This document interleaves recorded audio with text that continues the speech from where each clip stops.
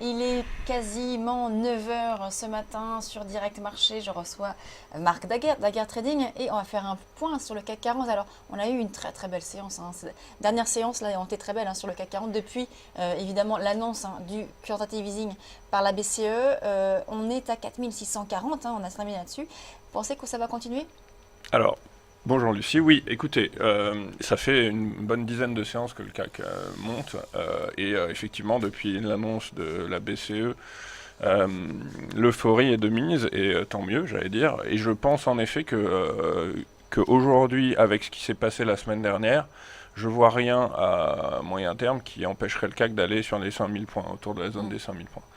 De là à dire si ça va monter encore en flèche jusqu'à 5000, il y a un pas que je franchirai pas. Je pense qu'il se peut qu'il y ait une correction. Bon, de plus, on a eu le résultat des élections grecques.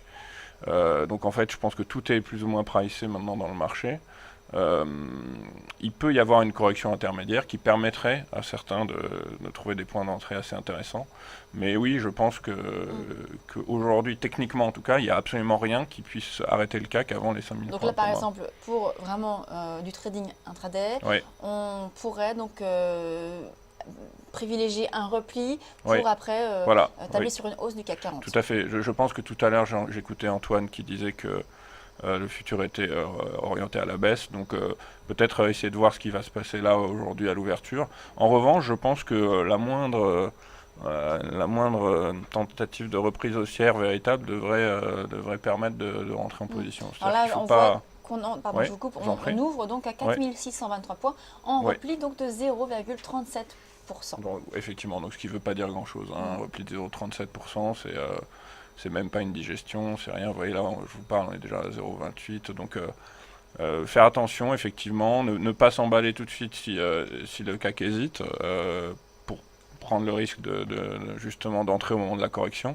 Là, vous êtes typiquement dans un cas un peu inverse de ce qu'on voit ensemble quand on parle de l'euro-dollar ou du Mm. pétrole, c'est-à-dire que le CAC n'a cessé de monter, et les gens ont le droit de se dire, bon, qu'est-ce que je fais? Je pense que c'est encore haussier, mais à quel moment je peux trouver des points d'entrée intéressants? Est-ce que je prends le train en marche maintenant et je risque de le prendre au mauvais moment?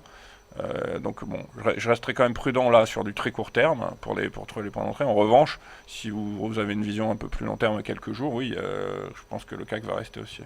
Ouais, d'accord, donc on peut entrer aujourd'hui en tout cas sur le CAC en privilégiant donc Voilà, plutôt des replis de l'indice parisien. absolument. On va tout de suite passer à notre point bourse du matin.